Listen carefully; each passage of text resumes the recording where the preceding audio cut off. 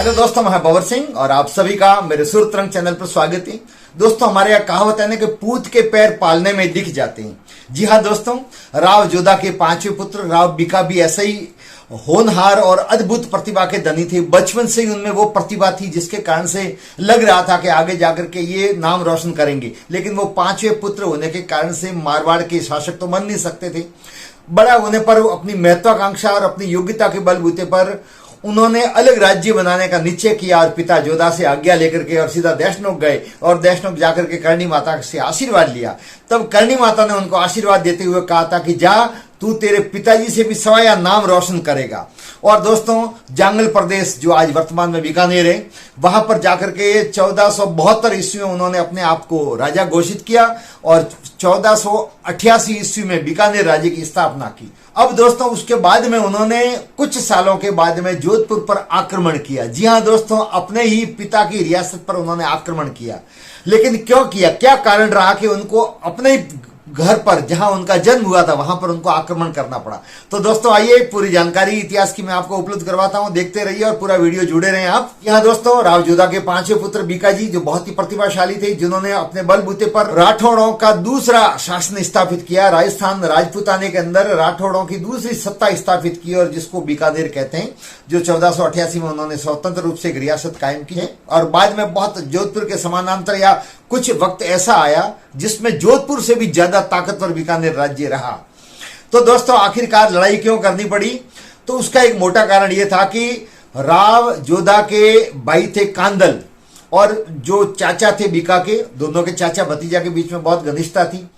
उस समय दोस्तों, भारत पर बहलोल लोदी का शासन था, वो सुल्तान था।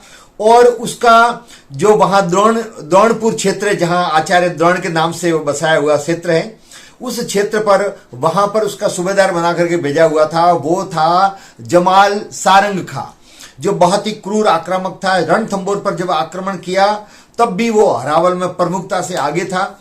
तो दोस्तों, वो वहां सूबेदार था। वहां पर कांदल जो थे चाचा बीका के, अर्थात जोधा के भाई थे, उनका वहां पर उन्होंने लड़ाई में वो मारे गए थे।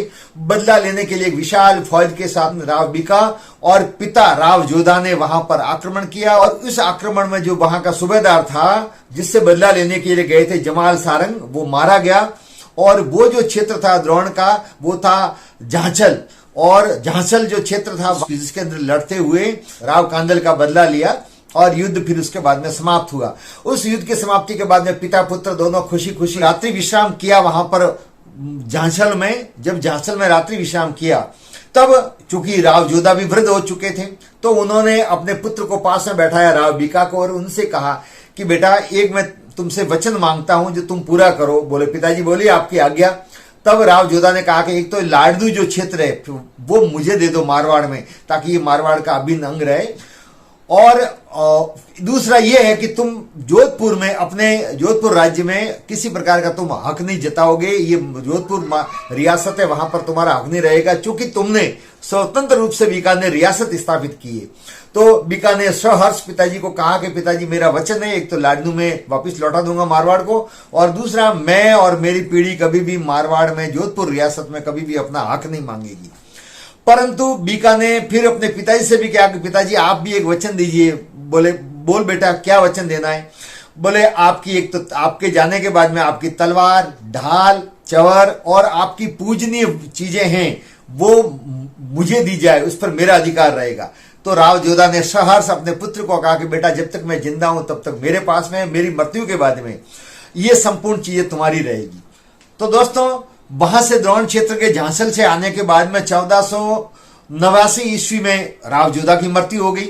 उसके बाद में उनका जो पुत्र था सातल देव, वो शासक बना, जिसके बारे में मैंने एक पूरा वीडियो बनाया, जिन्होंने 140 कन्याओं को मुस्लिम आक्रांताओं से छुड़ाया और गुडले का वध किया था। लेकिन उसी लड़ाई में घायल होने के कारण से वो मात्र 3-4 साल तक शासन कर सके। सातल देव जो 1489 के अंदर जोधपुर के शासक बने, 140 कन्याओं को उन्होंने मुक्त कराया, गुडले को मौत के घाट उतारा। और वो जो युद्ध हुआ था वो 1492 ईस्वी में हुआ था। 1492 ईस्वी में वो युद्ध करते हुए वीर गति को प्राप्त हो गए। उसके बाद में 1492 ईस्वी में उनका पुत्र सूजा मारवाड़ का राजा बना। और सूजा जब राजा बना तब बेड़ा पड़िहार था, उसको बीका जी ने भेजा मारवाड़। और ये कह करके भेजा कि तुम जाओ और मेरे पिताजी अर्थात राव जोधा जी की जो छत्र है, उनकी तलवार है, उनकी ढाल है, उनकी पूजनीय चीजें हैं, वो तुम लेकर के आ जाओ।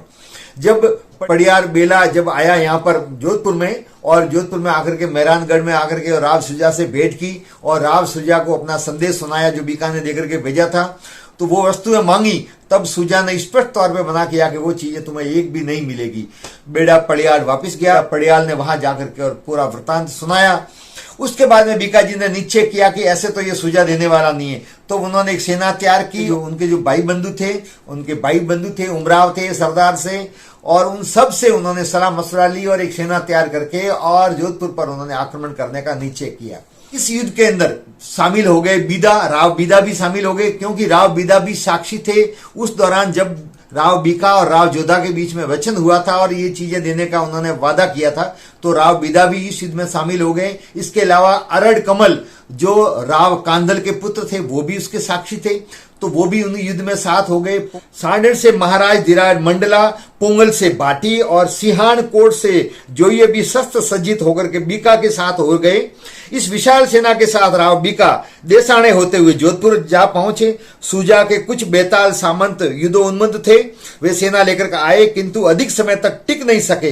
तब बीका की सेना ने मेहरानगढ़ को घेर लिया। जो आप देख रहे हैं मेहरानगढ़, इसको चारों ओर से घेर लिया।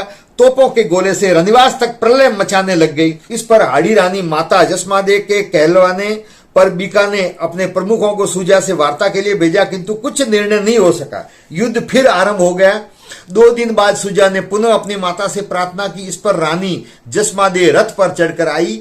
बीका ने माता को सम्मान दिया और कहा, माता मुझे राज्य नहीं चाहिए, तुम पिता का वचन पूरा करो, पूजनिक राज्य चिन्ह चाहिए मुझे। जसमादे के कहने पर सुजा ने वो सभी चीजें जो राव जोधा के पास में थी, जो वचन में दी गई थी, वो देने की हामी भरी और जसमादे ने पूजनीय चीजें बीका को देने का आदेश दे दिया। इस पर राव जोधा की ढाल, तलवार, चवर, छत्र, अड़बूजी सांखला की कटार, हिरण्य गर्भ लक्ष्मी नारायण जी की मूर्ति, नागणेची की मूर्ति जो उनके नागणेची माता कुलदेवी है उनकी मूर्ति, करंड भवर ढाल, बेरीसाल नगारा, दल सिंगार घोड़ा और बुझाई की देह और 12 पूजनीय चिन्ह बीका को सौंप दिए। वैर विरोध भुलाकर सुजा और बीका दोनों गले मिले और राव बीका वापिस खुशी खुशी बीकानेर लौट गए और इस प्रकार से ये युद्ध समाप्त हो गया। और बीका ने अपने ताकत के बलबूते पर जो पिताजी ने वचन दिया था चीजें देने के लिए, जिस पर राव सुजा ने मना किया था, वो जबरदस्ती अपने ताकत के बलबूते पर मारवाड़ के मेहरानगढ़ से लेकर के और बीकानेर गए।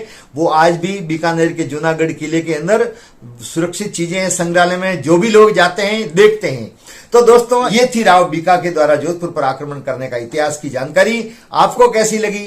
वीडियो को लाइक करें, शेयर करें, कमेंट्स करें और यदि चैनल को सब्सक्राइब नहीं किया है तो चैनल को सब्सक्राइब करें। आप सबका बहुत बहुत धन्यवाद। जय हिंद।